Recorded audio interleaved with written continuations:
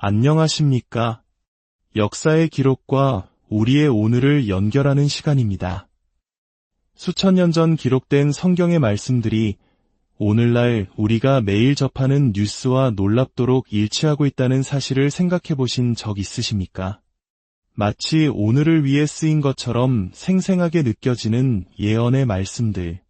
오늘 우리는 성경의 마지막 페이지들이 어떻게 지금 이 시대에 펼쳐지고 있는지 그 놀라운 증거들을 함께 따라가 보고자 합니다.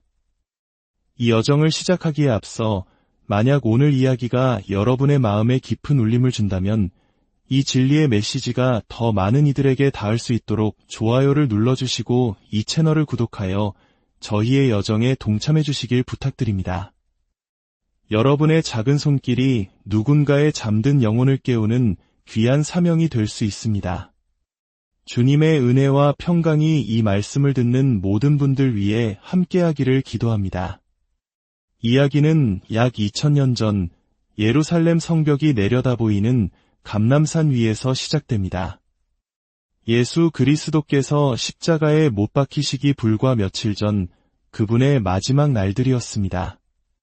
그분은 자신을 따르는 제자들에게 둘러싸여 있었습니다. 제자들은 궁금했습니다.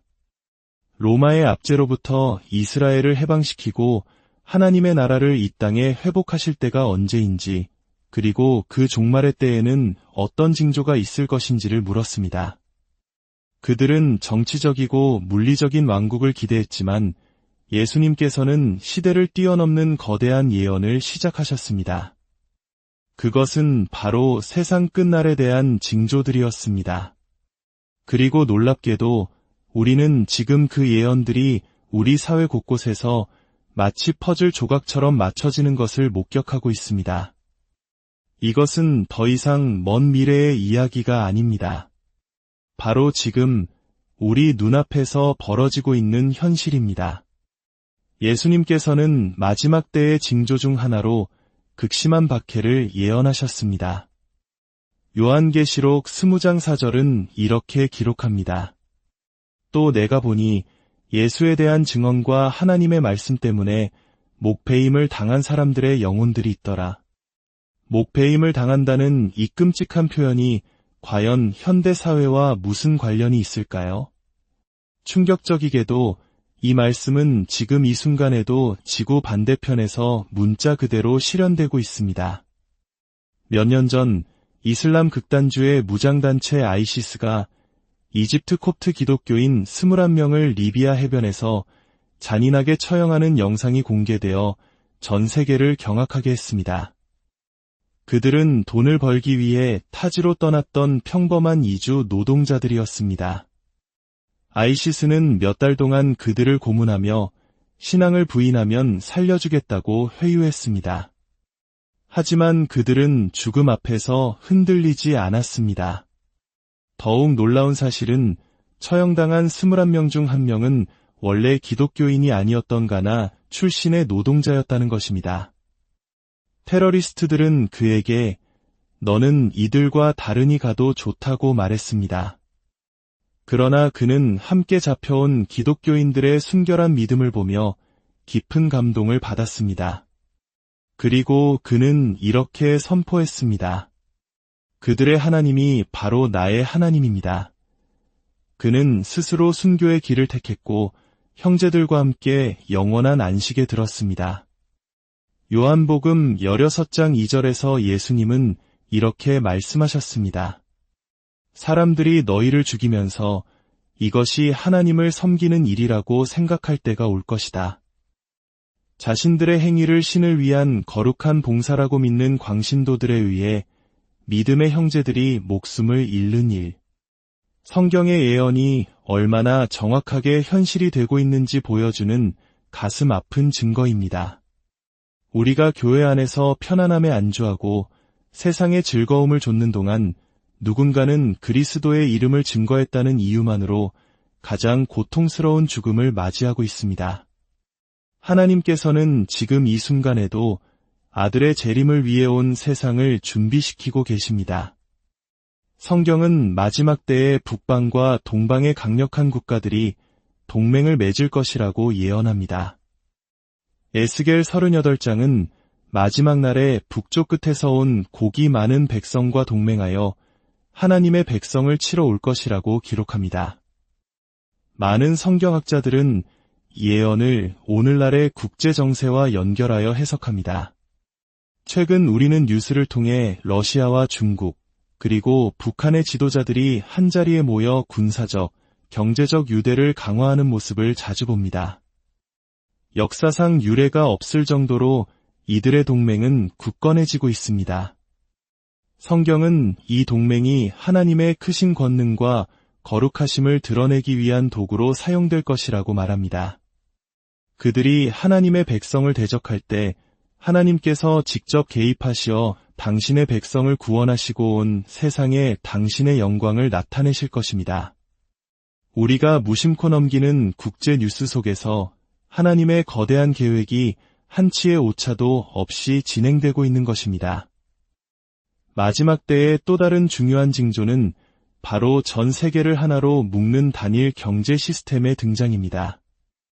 요한계시록 13장은 마지막 때에 짐승의 표를 받지 않은 사람은 누구도 물건을 샀거나 팔 수 없게 될 것이라고 예언합니다. 불과 수십 년 전만 해도 이것은 공상과학 소설 같은 이야기였습니다. 우리 지갑 속 현금이 전부였던 시절을 기억하실 겁니다. 하지만 지금 우리가 사는 세상을 보십시오.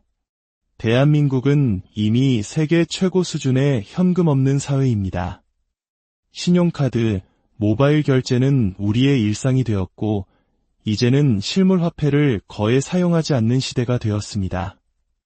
전 세계적으로 중앙은행들은 디지털 화폐 도입을 서두르고 있으며, 암호화폐는 국경 없는 새로운 금융 시스템을 만들고 있습니다.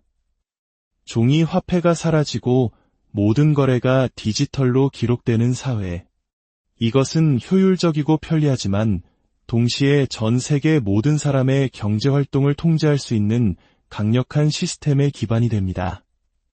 짐승의 표 없이는 아무것도 할 수 없게 되는 성경의 예언이 이제는 기술적으로 완벽하게 가능한 시대가 된 것입니다. 이것은 음모론이 아닙니다. 이것은 예언의 성취입니다. 적그리스도의 시스템, 즉 짐승의 시스템이 작동할 수 있는 모든 사회적, 기술적 인프라가 우리 눈앞에서 구축되고 있습니다. 이 모든 거대한 변화의 소용돌이 속에서 우리는 무엇을 해야 할까요? 성경은 우리에게 해답을 줍니다. 신자는 세상의 편안함이 아니라 오직 그리스도께 굳게 붙어 있어야 합니다. 우리는 잠에서 깨어나야 할 때입니다. 로마서 13장은 말합니다. 자다가 깰 때가 벌써 되었으니 이는 이제 우리의 구원이 처음 믿을 때보다 가까웠음이라. 주님은 도둑같이 오실 것이라고 말씀하셨습니다. 우리는 언제까지 일주일에 한 번 드리는 예배에 만족하고 세상의 즐거움에 안주하며 살 것입니까? 하나님께서는 우리를 사명을 위해 부르셨습니다. 여러분, 준비되셨습니까? 지금이 바로 우리 자신에게 던져야 할 가장 중요한 질문입니다. 이 모든 징조들은 주님이 얼마나 우리를 오래 참고 기다려 주시는지를 보여줍니다. 그러나 그날은 반드시 예고 없이 올 것입니다. 그리스도를 만날 준비가 되셨습니까? 아직 주님을 영접하지 못했다면 지금이 바로 결단할 때입니다. 수년간 당신을 짓눌러온 죄의 무게와 상처, 수치심을 모두 그리스도께 내려놓으십시오. 주님은 말씀하십니다. 수고하고 무거운 짐 진 자들아, 다 내게로 오라. 내가 너희를 쉬게 하리라. 당신의 죄를 회개하고 당신을 위해 십자가에서 피 흘리신 예수 그리스도의 위대한 사랑을 믿음으로 받아들이십시오. 오직 예수 그리스도를 통해서만 우리는 영원한 생명을 얻을 수 있습니다. 하나님은 당신을 너무나 사랑하사 당신과 영원히 함께하기 위해 독생자를 보내셨습니다. 기도하십시오. 당신의 죄를 용서해달라고, 당신을 구원해달라고 간구하십시오. 그리고 이제 그리스도를 따르는 삶을 살겠다고 결단하십시오. 이미 그리스도를 믿는 성도라면 다시 한번 묻겠습니다. 당신은 사명 위에 서 있습니까? 이 진리의 복음을 다른 이들에게 나누고 있습니까? 세상 사람들의 시선이 두려워 침묵하고 있지는 않습니까? 우리는 더 이상 설교를 듣는 것에만 만족해서는 안 됩니다. 하나님의 말씀인 성경을 직접 읽고 묵상하며 의를 위한 훈련을 해야 합니다. 에베소서, 갈라디아서, 로마서를 읽어보십시오. 우리에게 주어진 이 생명의 말씀이 얼마나 놀라운지 깨닫게 될 것입니다. 우리는 사명 위에 서야 합니다. 진리를 나누고 예수를 전해야 합니다. 그리스도를 위한 삶을 살기로 혹은 사명을 향한 삶을 살기로 결단하셨다면 댓글로 여러분의 다짐을 남겨주십시오. 당신을 위해 기도하겠습니다. 우리는 진리에 목마른 자들이 연합하여 함께 진리를 선포하는 공동체가 되어야 합니다. 주님은 곧 다시 오십니다. 그분은 우리가 알지 못하는 시간에 당신의 신부를 데리러 오실 것입니다. 민족이 민족을, 나라가 나라를 대적하여 일어나고 곳곳에 지진과 기근이 있는 이 시대를 보며 우리는 더욱 깨어 기도해야 합니다. 우리가 바로 주님의 재림을 목격할 마지막 세대일지도 모릅니다. 여러분, 준비되셨습니까? 이 말씀을 듣는 모든 분들의 마음속에 주님의 평안이 가득하기를 기도합니다. 잠든 영혼을 깨우시고 진리의 빛으로 우리 모두를 인도하여 주옵소서. 예수 그리스도의 이름으로 기도합니다.